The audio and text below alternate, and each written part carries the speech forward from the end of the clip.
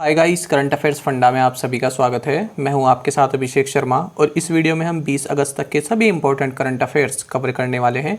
हमेशा की तरह आप वीडियो को अंत तक जरूर देखिएगा, आज भी आपको काफ़ी कुछ जानने के लिए मिलेगा। साथ ही गाइस, इस सेशन को शुरू करने से पहले आप सभी को बताना चाहूँगा, यदि आप हमारे daily current affairs PDF, weekly PDF और मंथली पीडीएफ चाहते हैं तो इस वीडियो के फर्स्ट कमेंट में दिए गए लिंक पर क्लिक करके पा सकते हैं। ज़्यादा जानकारी के लिए आप इस स्लाइड पर दिए गए सभी पॉइंट्स को जरूर पढ़ें। कोई भी आपका डाउट हो, कुछ भी आप पूछना चाहें तो हमें कमेंट बॉक्स में जरूर लिखें। साथ ही जो भी हम स्टैटिक जीके से रिलेटेड वीडियोस बनाते हैं वो भी आपको, उसकी भी पीडीएफ आपको इस पैकेज में दी जाती है। तो चलिए फिर करते हैं शुरुआत इस वीडियो सेशन की।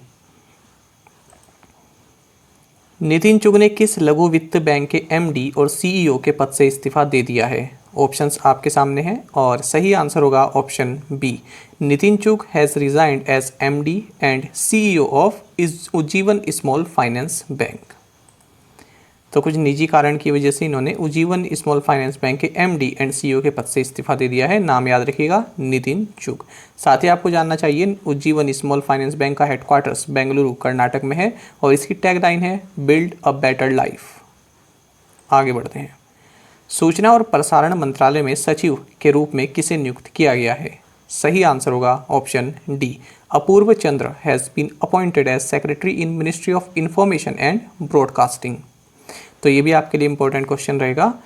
और साथ ही आपको जानना चाहिए, जब बात हो रही है ministry of information and broadcasting की, तो आपको जानना चाहिए Anurag Thakur is the union minister of information and broadcasting. साथ ही ये स्पोर्ट्स मिनिस्टर भी हैं भारत के, तो ये आप पॉइंट याद रखिएगा। केंद्र ने किस बैंक के बोर्ड में ललित कुमार चंदेल को अपना नामित निदेशक नियुक्त किया है? ऑप्शन हैं Andhra bank, bank of India, Bandhan bank या फिर बैंक ऑफ महाराष्ट्र। सही आंसर होगा ऑप्शन डी।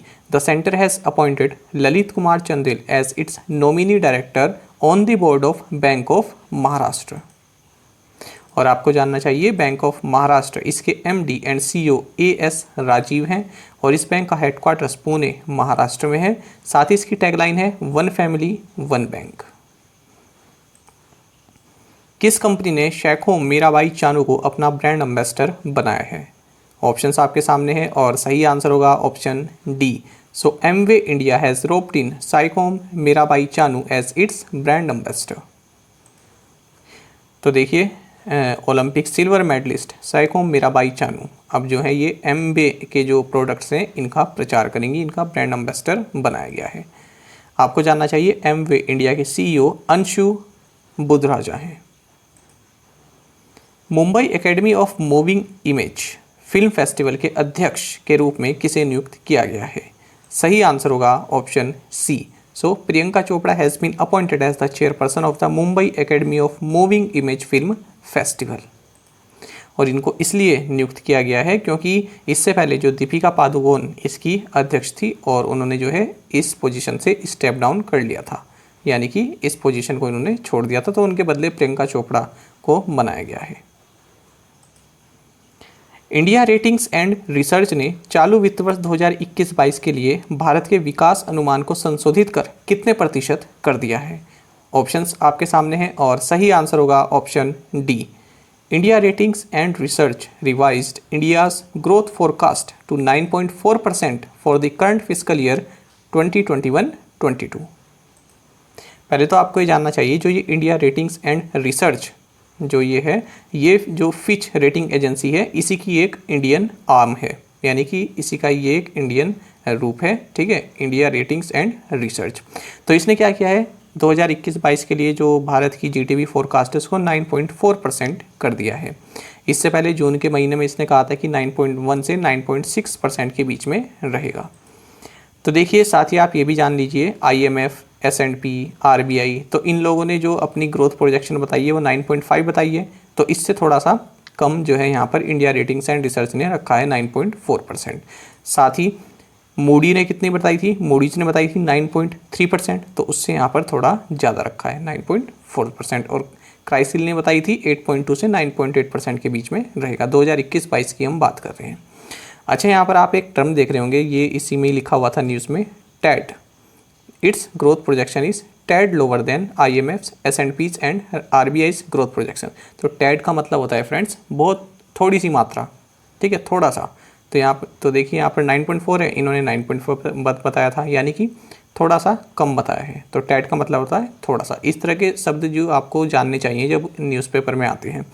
अगर आप इसको एक सेंटेंस में अगर हम यूज़ करें तो ये देखिए, please shift your chair a tad to the right, यानी कि आप अपनी कुर्सी को थोड़ा सा दाएं खिसका लीजिए। तो देखिए कितना खूबसूरत सेंटेंस बनता है। तो इस तरह से जब भी आपको, चाहे वो कोई से भी न्यूज़ हो, फाइनेंशियल की हो या इंटरनेशनल हो, जब भी आपको कोई नया शब्द मिले तो आप उसको तुरंत जो है नोट डाउन किया कीजिए। भारत सरकार और किस बैंक ने बेंगलुरु में मेट्रो रेल नेटवर्क के विस्तार के लिए 500 मिलियन US डॉलर के ऋण पर हस्ताक्षर किए हैं? ऑप्शंस हैं आपके सामने और सही आंसर होगा option B. The government of India and Asian development bank have signed a 500 million US dollar loan to expand the metro rail network in Bengaluru. तो देखिए यहाँ पर 2 नई मेट्रो लाइंस बनेंगी 56 किलोमीटर लेंथ की जो बेंगलुरु में। तो इसी के लिए गवर्नमेंट ऑफ इंडिया और एशियन डेवलपमेंट बैंक ने 500 मिलियन US डॉलर का लोन एग्रीमेंट साइन किया है। आपको जानना चाहिए एशियन डेवलपमेंट बैंक, इसका हेडक्वार्टर्स मांदलुयांग फिलीपींस में है और इसके प्रेसिडेंट हैं मासात्सुको असाकावा और इसकी स्थापना 19 दिसंबर 1966 में हुई थी। फ्रेंड्स, इसका जो ये फाउंडेशन ईयर है ये कई बार पूछ लिया जाता है, तो इसको आप याद रखिएगा 1966। और हाल ही में हमने पढ़ा था कि IIFL होम फाइनेंस, इसने भी एशियन डेवलपमेंट बैंक के साथ एक एग्रीमेंट साइन किया है ताकि ये ग्रीन अफोर्डेबल हाउसिंग भारत में प्रोवाइड करा सके। राष्ट्रपति रामनाथ कोविंद ने national bank for financing infrastructure and development NABFID को किस विभाग के दायरे में रखने की मंजूरी दी है? बहुत ही प्यारा क्वेश्चन है और इम्पोर्टेंट रहेगा आपके लिए। सही आंसर होगा option D. President Ramnath Kovind approved placing the National Bank for Financing Infrastructure and Development under the purview of department of financial services. समझते हैं इस क्वेश्चन को। देखिए पहले आप ये जान लीजिए कि रामनाथ कोविंद जो हमारे प्रेसिडेंट हैं, उन्होंने कहा है कि national bank for financing infrastructure and development यानी कि NABFID, ये जो है डिपार्टमेंट ऑफ फाइनेंशियल सर्विसेज जो कि फाइनेंस मिनिस्ट्री का एक डिपार्टमेंट है, इसके तहत आएगा। इसका एडमिनिस्ट्रेशन का पूरा काम है वो फाइनेंस मिनिस्ट्री का ये वाला डिपार्टमेंट देखेगा। अब आप ये बात जानिए, इस साल मार्च 2021 में national bank for financial infrastructure and development act इसको इनेक्ट किया था और उसी के तहत जो ये आपका NABFID है इसको बनाया गया था। तो ये एक तरह का डेवलपमेंट फाइनेंशियल इंस्टीट्यूशन है, ठीक है, यानी कि फाइनेंस की सुविधा ये प्रोवाइड कराएगा। तो भारत में एक और जो है फाइनेंशियल इंस्टीट्यूशन बनाया गया है, इसलिए आपके लिए काफ़ी इंपॉर्टेंट है। जो बैंक के एग्ज़ाम है, चाहे कैसा भी एग्ज़ाम है, सबके लिए ये इंपॉर्टेंट है। और जब बात हो रही है यहाँ पर डिपार्टमेंट ऑफ फाइनेंशियल सर्विसेज की, तो आपको जानना चाहिए इसमें जो सेक्रेटरी हैं ये हैं देबाशीष पांडा। 5वीं ब्रिक्स उद्योग मंत्रियों की बैठक की अध्यक्षता किसने की है? अमित शाह, नितिन गडकरी, पीयूष गोयल या फिर निर्मला सीतारमन? सही आंसर होगा option C. So Piyush Goyal chair the 5th BRICS industry ministers meeting. तो पीयूष गोयल ने क्योंकि ये कॉमर्स एंड इंडस्ट्री मिनिस्टर हैं सेंट्रल गवर्नमेंट में। ब्रिक्स आप जानते हैं ब्राज़ील, रशिया, चाइना और साउथ अफ्रीका, इन सभी के इंडस्ट्री मिनिस्टर्स ने इसमें पार्टिसिपेट किया है। विश्व मानवतावादी दिवस किस दिन मनाया जाता है? सही आंसर होगा option C. World humanitarian day is celebrated on August 19। तो देखिए क्यों ऑब्जर्व किया जाता है ये 19 अगस्त को ही? ये इसलिए किया जाता है क्योंकि जो बगदाद है, जो इराकी कैपिटल बगदाद है, तो यहीं पर एक कैनाल होटल, ये 19 अगस्त 2003 को यहाँ पर बॉम्ब अटैक हुआ था।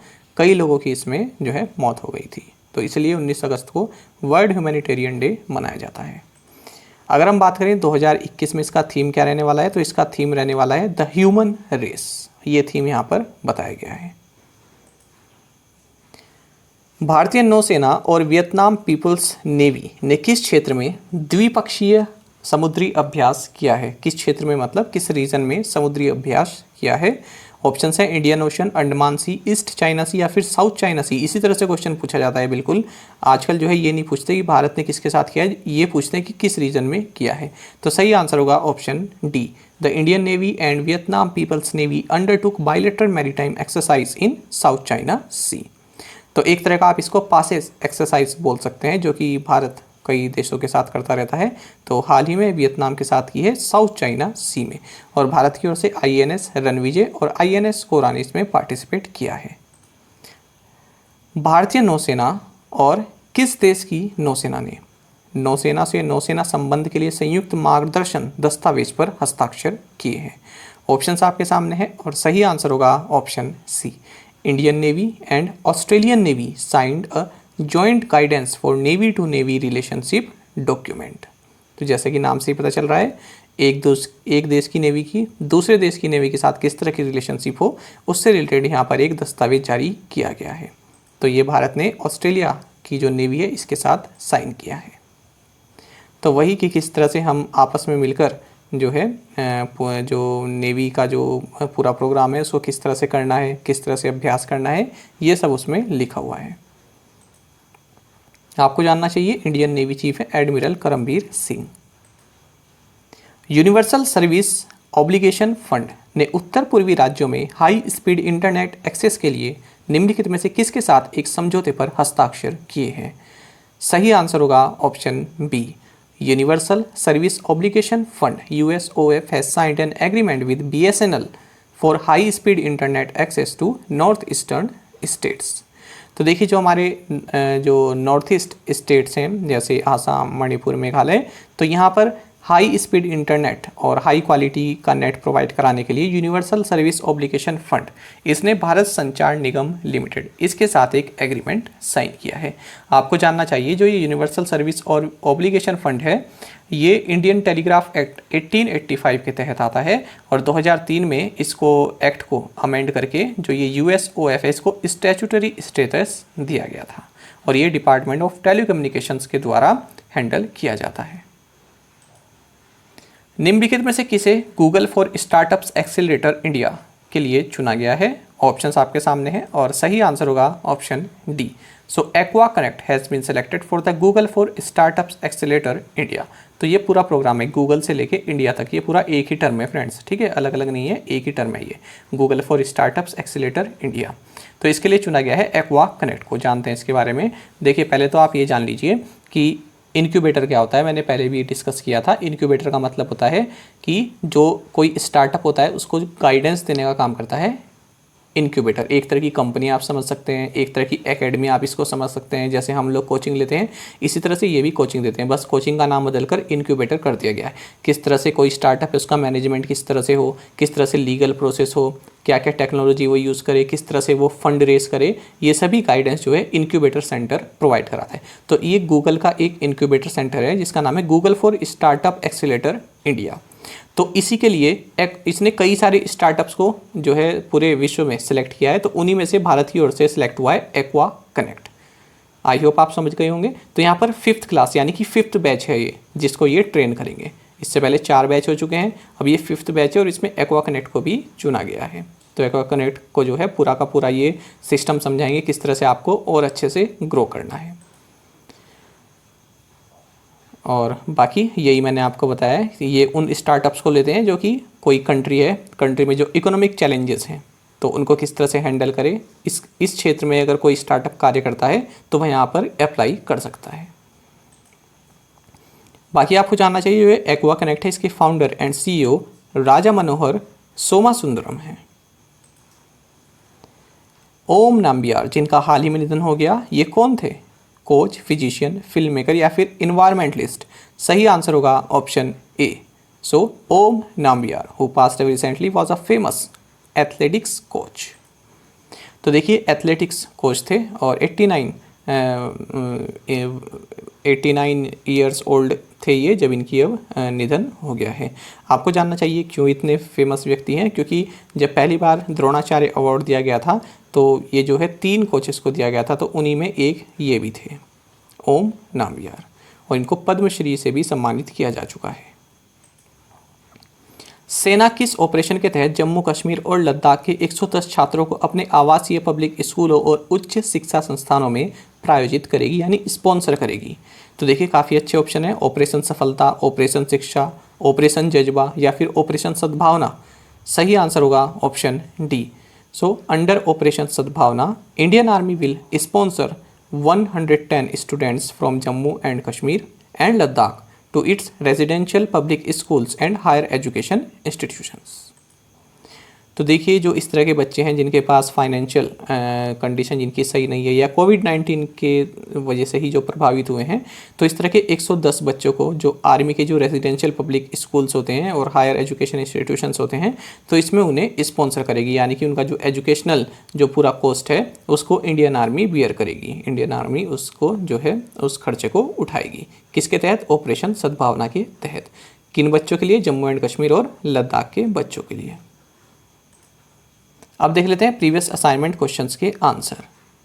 हरी के Ramsar wetland is in which state? Answer is Punjab. What is the capital and currency of Zimbabwe? So capital is Harare and currency is dollar. Kanger Ghati national park is located in which state? Answer is Chhattisgarh. Where is the headquarters of universal postal union located? Answer is Bern, Switzerland. Where is the headquarters of international court of justice located? Answer is the Hague, Netherlands. तो friends काफ़ी आप लोगों ने बिल्कुल सही answer दिए हैं और काफ़ी एस्पिरेंट्स ने बिल्कुल सही आंसर दिए हैं। अगर आप एक भी क्वेश्चन का आंसर जानते हैं तो उसके भी आंसर यहाँ पर दिए हैं। किसी ने फर्स्ट का आंसर दिया है तो किसी ने थर्ड का आंसर दिया है। तो इसी तरह से आप पार्टिसिपेट करते रहिए। अब देख लेते हैं आज के असाइनमेंट क्वेश्चंस। और अगर आपको हमारा कंटेंट अच्छा लगता है, हमारा एक्सप्लेनेशन अच्छा लगता है, तो आप वीडियो को लाइक भी कर सकते हैं। What is the capital and currency of Guinea? World photography day is celebrated on which day? Ghughua fossil national park is located in which state? या फिर सिंपल इस तरह से भी लिखा सकता है कि fossil national park is located in which state? On 16th August which union territory celebrates its de jure transfer day? What is the name of the god father of sudoku who died recently? तो fifth question तो हमने MCQ format में भी किया था, तो इसका answer तो आपको बिल्कुल देना होगा। कोशिश कीजिएगा ये पाँचों क्वेश्चंस के आंसर आप हमें कमेंट बॉक्स में जरूर बताएं। यदि आपको एक क्वेश्चन का आंसर भी आता है तो वो भी आप हमें कमेंट बॉक्स में बता सकते हैं। साथ ही गाइस करंट अफेयर्स फंडा को आप टेलीग्राम पर भी ज्वाइन कर सकते हैं। यहाँ पर रेगुलर वीडियो अपडेट्स और करंट क्विजेस हम आप सभी के लिए डालते हैं। साथ ही डिस्कशन ग्रुप में आप किसी भी क्वेश्चन का सोल्यूशन पा सकते हैं। दोस्तों यहाँ पर हमारे करंट अफेयर्स की प्लेलिस्ट दी गई है, इसको आप जरूर देखें अपने दोस्तों के साथ, और जो भी फेलो एस्पिरेंट्स हैं उनके साथ हमारे करंट अफेयर्स को शेयर जरूर करें। आज का ये सेशन आपको कैसा लगा हमें कमेंट बॉक्स में जरूर बताइएगा। Thank you guys.